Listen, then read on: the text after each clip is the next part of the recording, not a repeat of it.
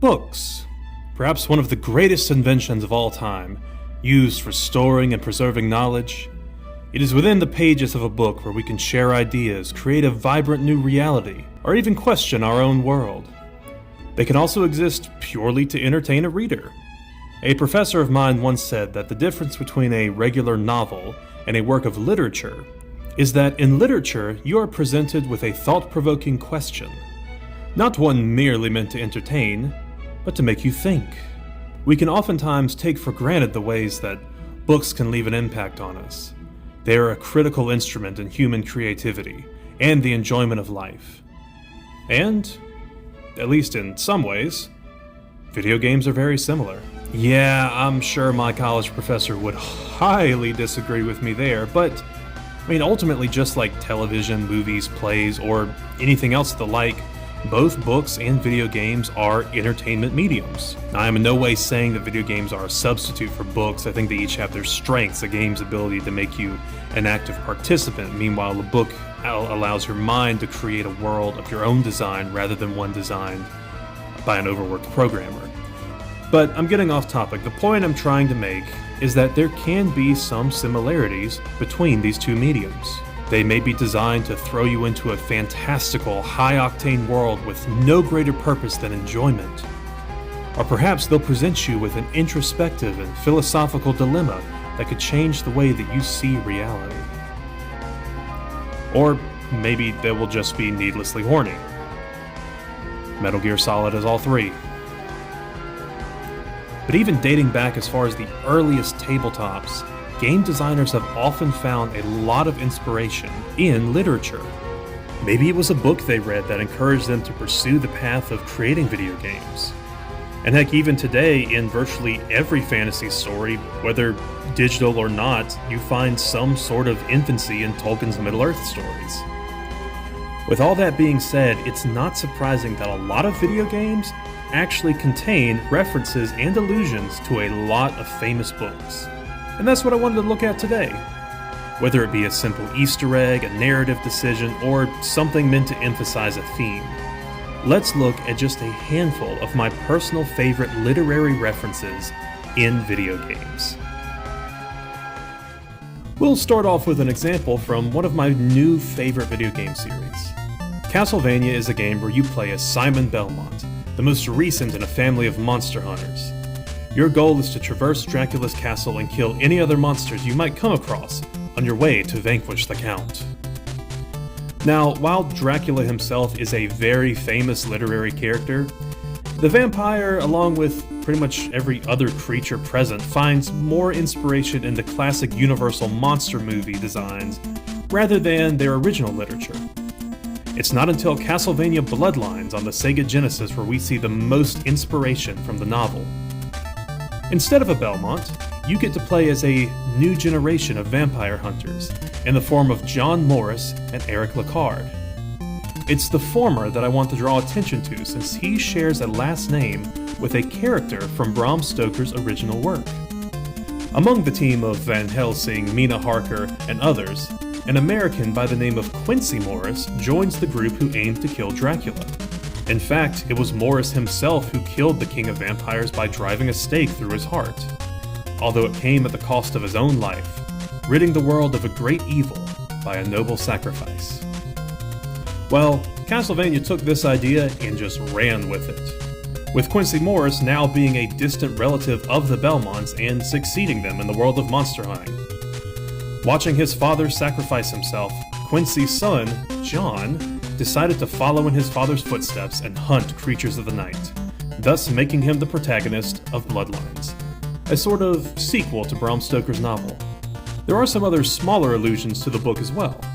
A big thing in Castlevania is Dracula being revived every couple of years, and with the game's 1917 Great War setting, that would place the event of Dracula's previous death in the year 1897, which was the same year that the Dracula novel was published. Moving on to another minor example found in a game I have talked at length about, one of Star Wars Battlefront 2's levels shares a name with another famous work of literature. The third proper level of Rise of the Empire is called The Heart of Darkness, the same as Joseph Conrad's short story on imperialism and madness. While I talked about it a bit more in my recent retrospective, I believe the primary purpose this naming convention serves is to connect the themes of Conrad's book to the themes of the game, namely how man is capable of great and pointless evil, which is shown in Star Wars through the clones killing their Jedi commanders during Order 66. But it doesn't stop there. There's some smaller details in the mission itself that also reflect the Heart of Darkness. For one, the short story follows Charles Marlowe, an Englishman traveling down a river into Africa as part of an Ivory operation. Similarly, this level opens with you having to travel down a small river, only to come across a broken ATTE. Now, the busted tank itself is likely a reference to Marlowe's own river cruiser, which is broken and out of commission for quite a long time in the story. Other than that, I think the general danger and mystery of the map is just meant to reflect the same feelings that is presented by Africa's own jungles within the novella. Let's now move on to another sci-fi shooter in the Halo franchise. Now, Halo is actually loaded with literary references. In fact, T.S. Eliot's poem The Hollow Men served as a major inspiration for the franchise and the Spartan program as a whole. But for the sake of time, I just want to look at two of my favorite examples. The first can be found in the penultimate level of Halo Reach. Now, the first section of this level is titled Once More Unto the Breach, a reference to the famous line from Shakespeare's historical play Henry V. It comes from a speech given by the titular king while he rallies his men for one final push against the French town that they are assaulting. Now, that speech, Once More Into the Breach, is meant to encourage his men to keep fighting and succeed, or die trying. And while this does relate to the mission with what's left of Noble Team trying to finish one final fight, I think it's probably really more of just an Easter egg or allusion, rather than relating to the overall theme or ideas from this level. Now contrast that with Halo ODST, which is just straight up an adaptation of Dante's Inferno. Okay, so it's not a one-to-one adaptation, of course, but the whole game seems to have some serious parallels to the poem which go far beyond coincidence. The first tip-off is just how out of its way this game goes to draw parallels between New Mombasa and hell itself. The city is an abandoned war zone, and all over is this graffiti very subtly saying, "Hell on Earth." And if that wasn't enough, the ODSTs, or the Orbital Drop Shock Troopers, have a motto, which is feet first into hell. So yeah, there's some hellish allusions there. But there's more. Within Dante's poem, hell is divided into 9 different sections. Now, the main game only has 8 true missions, but many of them line up, at least on some level, with hell subdivisions. For example, Tayari Plaza sees you playing as Captain Buck as he tries to rescue Dare, a woman who he once had a fling with. This matches Dante's second layer of hell, Lust. Or how sublevel 9 of Data Hive has been frozen over, just as the deepest layer of hell is said to hold a frozen lake. But if there's only 8 missions, then what about the 9th section of hell? Well, I think that layer would actually go to the game's hub world, the New Mombasa streets. They mirror Limbo, Layer 1, which is described not as a place of punishment, but rather as a place without hope. Which seems to align with the sense of helplessness that you feel while wandering this city. The final and most obvious parallel is actually found within the game's bonus audio logs, Sadie's story. These recordings are found all over the city and tell the story of, well, Sadie, a citizen in New Mombasa who tries to survive as the Covenant invades. She is guided by the city's superintendent AI named Virgil, just as Virgil was Dante's guide through hell. The situations she finds herself in also much more blatantly mirror the 9 layers of hell, such as coming across a morbidly obese butcher for gluttony, an armed old lady for wrath, and the propaganda from the radio station filling in for fraud. The icing on the cake is the fact that these audio logs are divided into circles and arcs, just as Dante's Divine Comedy is. Now there is much more here I could go into, but for the sake of time, I'll be moving on. I would actually recommend checking out these videos for more information on ODST's Dante connections. Now the last game that I want to look at today is one that is packed to the brim with literary references and inspirations. So many that I am almost intimidated to talk about it. But why are we even here? Just to suffer. So let's get into it.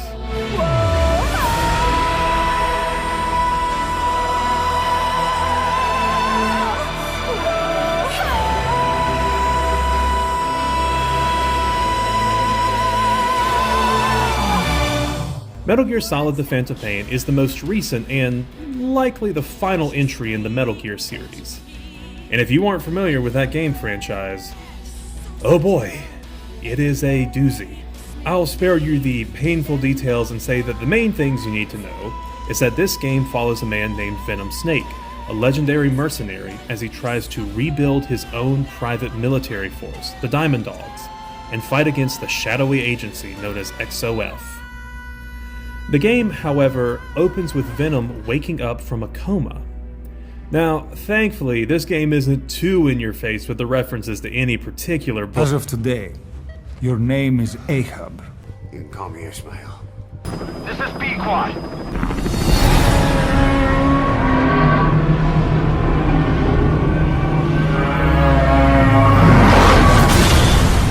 So, yeah. You may be thinking about a particular whaling novel that you were forced to read in high school. In fact, when this game was first revealed to the public, it actually was presented as an entirely different game, coming from a company called Moby Dick Studios. Now, the reason for all of these references has to do with one of the game's primary themes: revenge. Venom Snake is the Ahab of this story, having lost his army and lost his limb to the white-skinned whale of Skullface and the XOF. You embark on this vengeance-fueled journey only to end up losing yourself and feeling unsatisfied by the game's conclusion. But Moby Dick is far from the only literature referenced by this game. You see, once you reach Africa, you will eventually come across Eli, a young kid who has set himself up as the leader of a group of escaped child soldiers. Now this whole situation is one giant allusion to Lord of the Flies, a novel in which a group of British children are left to fend for themselves on a deserted island, where they eventually develop a primitive and barbaric society in order to survive. This connection is made all the stronger through Eli's British accent, as well as the severed pig's head he keeps on display, a reoccurring motif from the book. Heck, there's even a cut mission from this game involving Eli and his boys called The Kingdom of the Flies. But again, that's cut content and never made it to the final game. Still, it should be blatantly obvious where all this imagery is coming from. Now, the final major references come from an infamous and, I would say, terrifying novel. Now, this game takes place in the year 1984. And the titular year isn't the only thing linking it back to George Orwell's dystopian novel. Without fully spoiling the game, there are a lot of thematic parallels between 1984 and The Phantom Pain, including things like fighting an enemy that doesn't really exist, the torture room being called Room 101, and eventually losing your own sense of self and identity in service to a greater power. Not to mention, the game hits you with some blatantly contradictory and nonsensical elements that you are forced to accept as true. But as far as some more concrete references go, you'll eventually start finding these posters all around Mother Base, stating, "Big Boss is watching," referencing the infamous Big Brother of the party, with Big Boss being a secondary title for Venom Snake. Also, upon completing the game, you gain access to the Truth Tapes, which try to make light of everything that you've seen and heard so far. One of these cassette tapes is fittingly called Doublethink, where the idea is laid out very similarly to how it is seen in the book. When the time is right, I need to remember that you're the real boss. In a world, it's doublethink. In this year, 2 + 2 = 5, and I want you to do the same. The Phantom Pain and these other games we've talked about today are just a few examples of some of the literary references in video games. There are many more. These are just a few of my personal favorites. Whether they're a thematic link, a direct adaptation, or even just a small allusion, parts of literature can be found all throughout gaming. If there's one that you know of and I left out, comment it down below, and maybe I'll make another video if you guys really enjoy this one. But in the meantime, keep on the lookout for some of these literary references, and I will see you guys in the next one. Bye bye.